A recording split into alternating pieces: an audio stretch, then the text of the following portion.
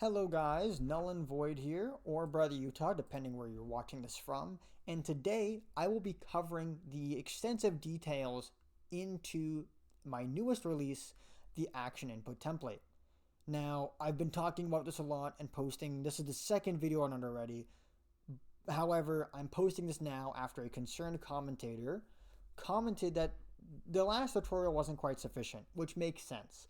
The last tutorial is mainly addressing a Steam comment I saw, which is how to import it, how to gain access to everything. So this one will be covering how to actually use it now. So for starters, let's see what is on the screen.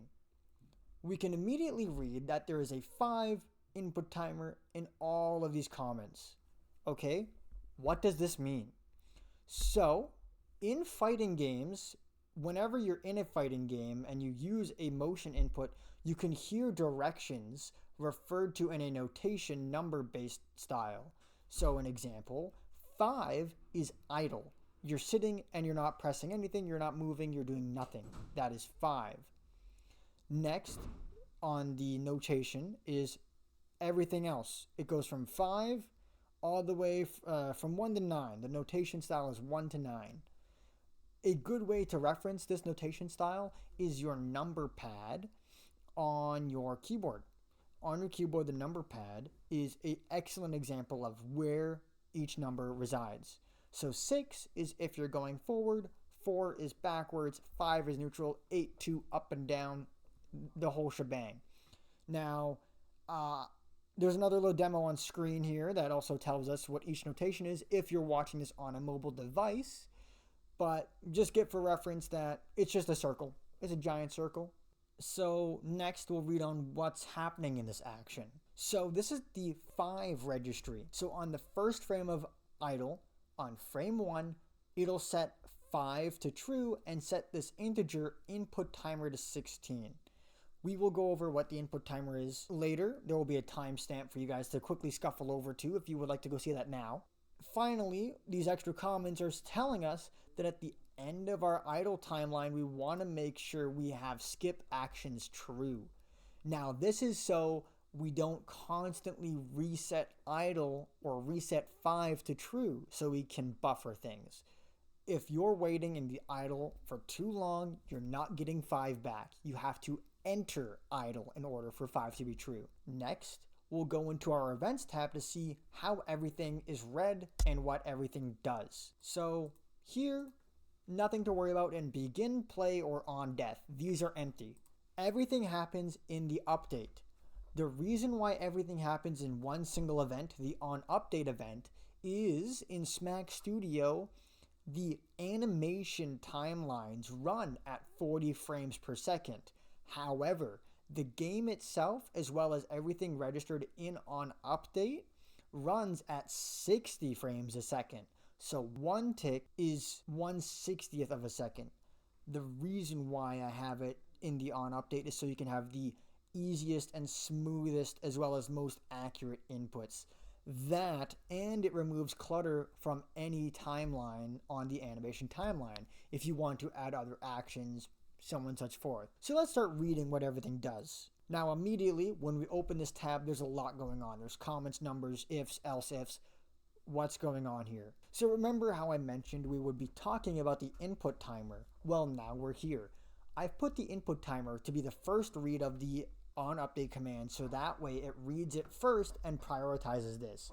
This should always be the priority, as the input timer acts as a buffer for your inputs. So if we remember in idle, it set the input timer to 16. That means you have 16 frames before you can input anything and it'll be counted as an extra motion input. If you wait too long, you do not get that registry. So in the if statement, once every tick in the game, it'll read that yes, 16 is greater than 0. So I will subtract 1 from myself until I hit 0. Once I hit 0, I will set every single boolean and integer to false or 0. The reason for this is so that you don't have anything buffered or held too long when it shouldn't be. That way, It's more accurate, more stable, doesn't cause issues. Now next, you can already see 3 or 4 ifs stacked into themselves. What are those for? Well, these are what I personally call the timeline cleaners. So you don't have to check 50,000 if statements in a timeline and can add extra stuff yourself. So in the on update, the moment all of these conditionals are true, it'll set the following things to true. Now let's read through and figure out what's going on here. So it reads, based on the notation style as we looked at before, if 2, if 3, and if 6 are read as true, it'll read this final integer, the 6 counter.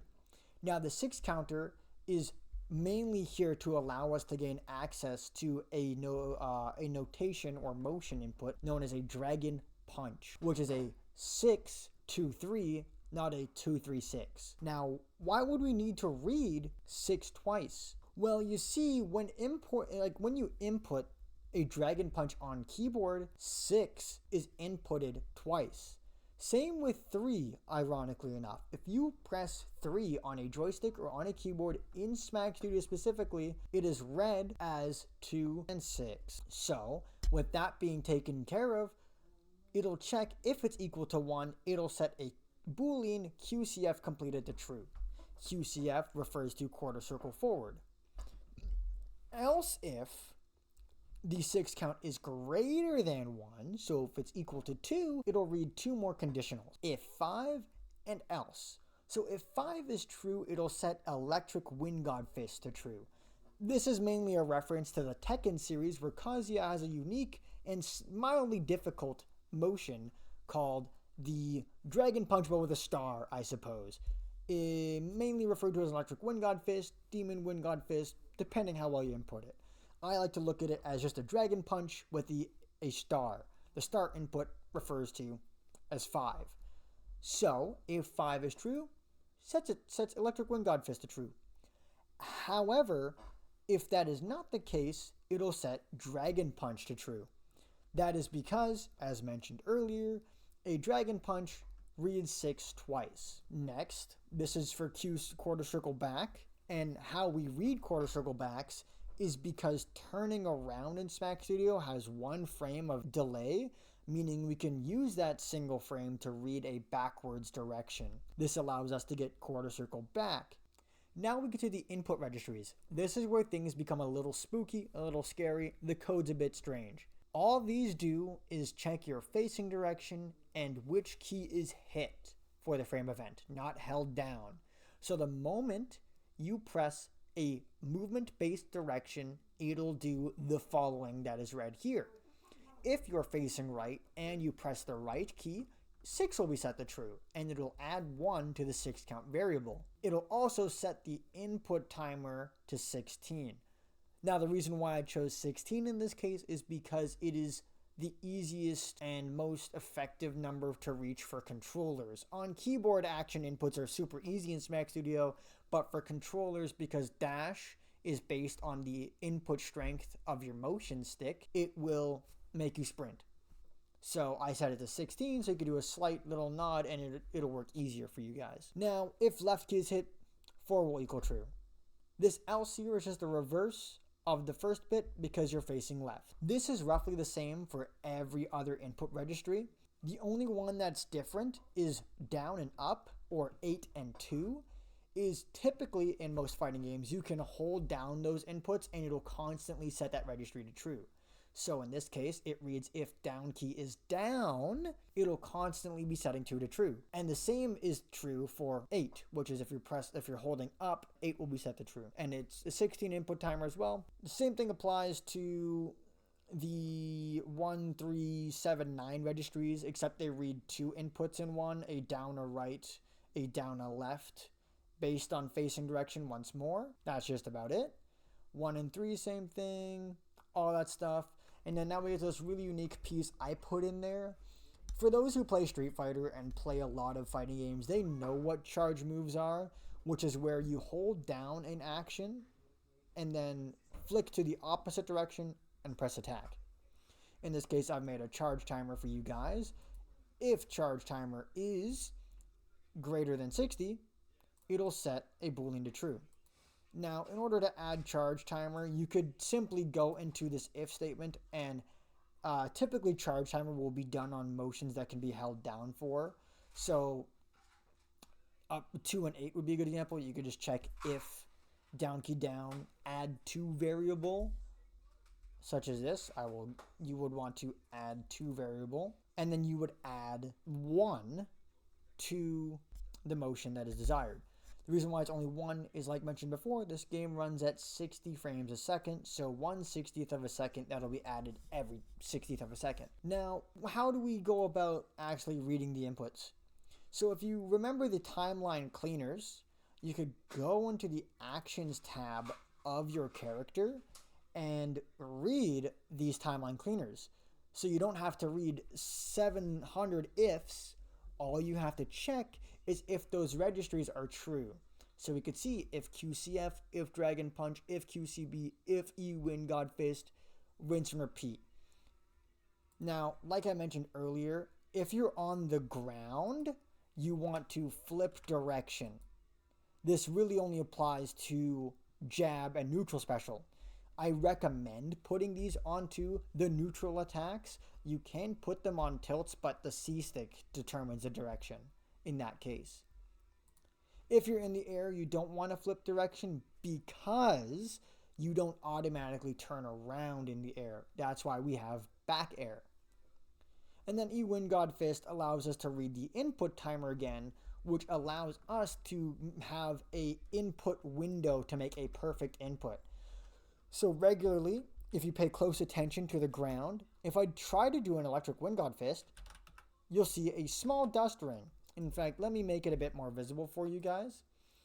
I'll change this dust ring effect to a use ultra effect. Okay? Now, when this effect plays, that means we weren't able to get it within the window we were aiming for. So as we see, not in the window. Let me just keep running at it. There we go. Those lightning effects mean that we were right in the window, which is a 2-frame window in this case, for Electric Wind God Fist to be true.